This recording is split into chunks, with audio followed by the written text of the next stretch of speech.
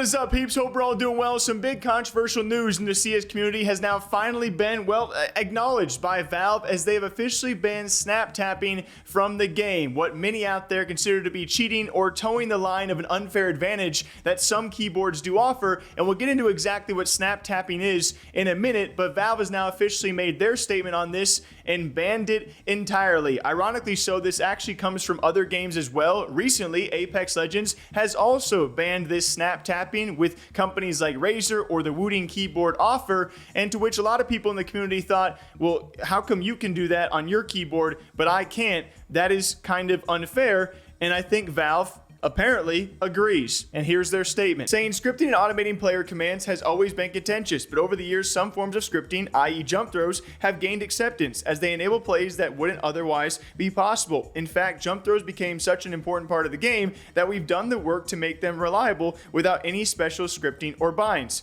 i.e. by jumping and quickly throwing a grenade. Developing one's coordination and reaction time has always been key to mastering Counter-Strike. Recently, some hardware features have blurred the line between manual input and automation, so we've decided to draw a clear line on what is or is not acceptable in Counter-Strike. We are no longer going to allow automation via scripting or hardware that circumvent these core skills, and moving forward, and initially exclusively on Valve's official servers, so other servers probably to follow suit, players suspected of automating multiple player actions from a single game input may be kicked from their match. To prevent accidental interactions, in-game binds that include more than one movement and or attack actions will no longer work. This also means null binds and jump throw binds. If you have a keyboard that includes an input automation feature, i.e. snap tap mode, be sure to disable this feature before you join a match in order to avoid any interruption in your matches. So pretty much Valve saying snap tap is no more and you will be kicked from matches if you enable those features, and unfortunately for some people out there,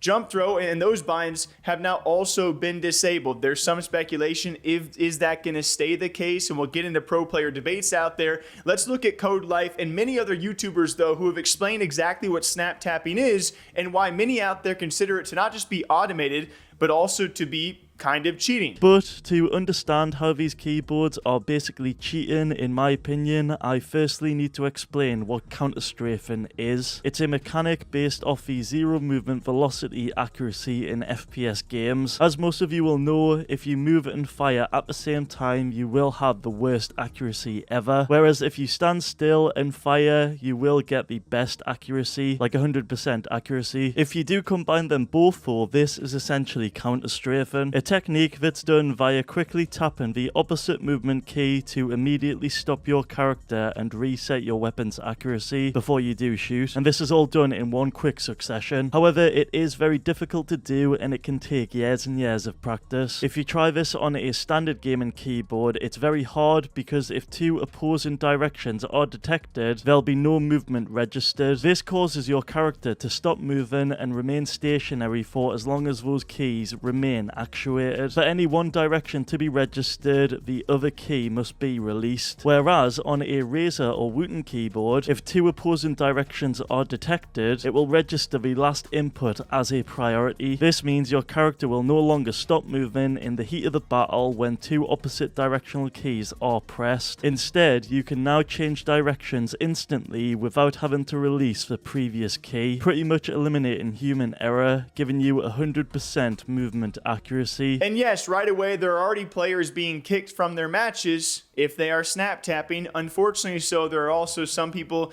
saying some false reports of them not using snap tapping, but maybe they're just so good at the movements that the system thinks they are. So hopefully that detection is improved, which I'm sure it will be in the coming weeks.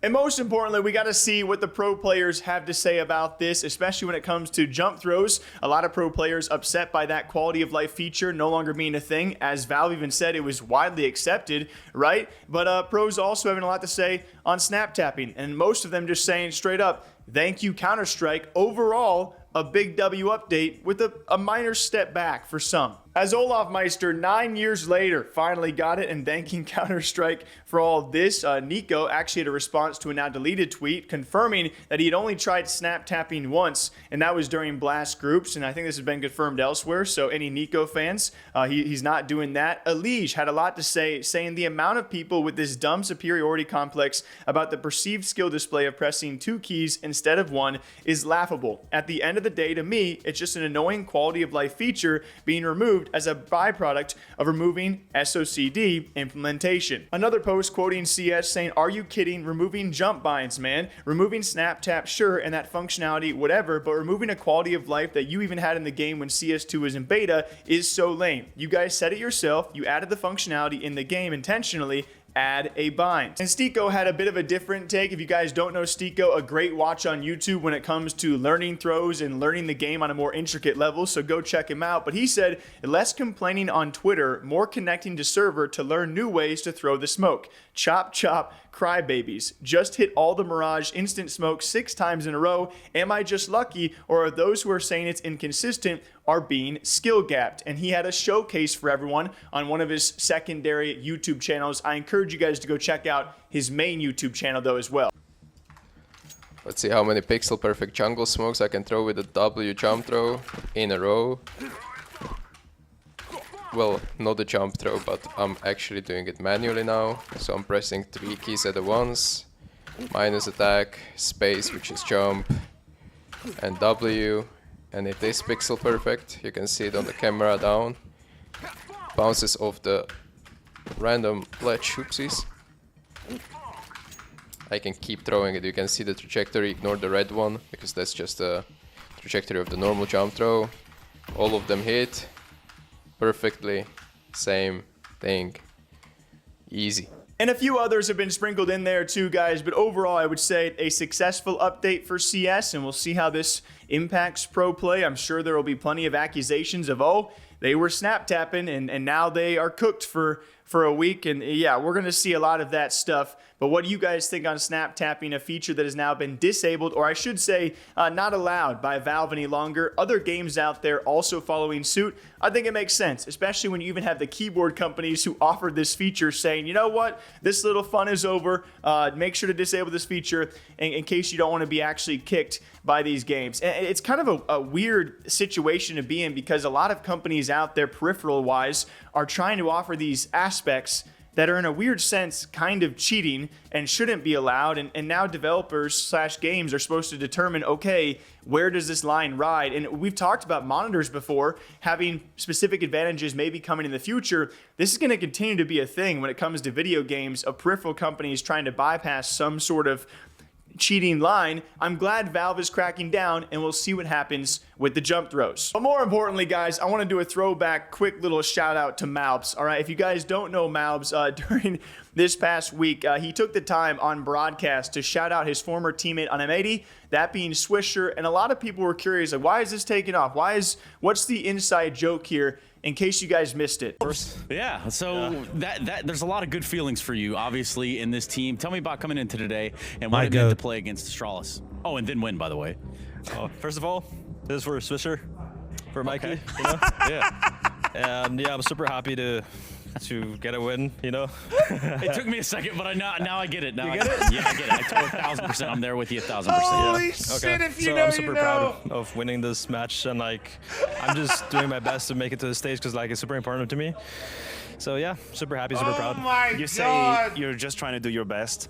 Joining G2. And in case you guys didn't get that one, that was shortly after G2 took down Astralis. Astralis, the team of Staven. And allegedly, all right, this is just what was being talked about. This was posted everywhere, okay, guys? And I'm sure this is why Malbs had to speak up.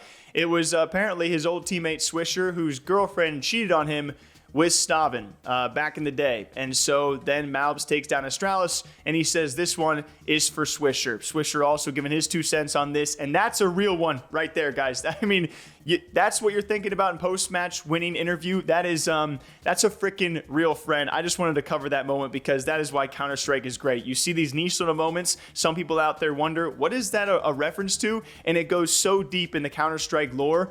And that's why I love this kind of stuff. You don't see this a lot of times in other esports. So that is the Malbs story. That is also this SnapTap story, which I think are pretty sick, you know, pretty good updates. Hope you guys all enjoy. Thanks to everyone who's been liking the videos, leaving comments, also sending us clips to cover here for CS News. We hope you guys all enjoy. Till next time, take care, drink up. Okay, ta-ta.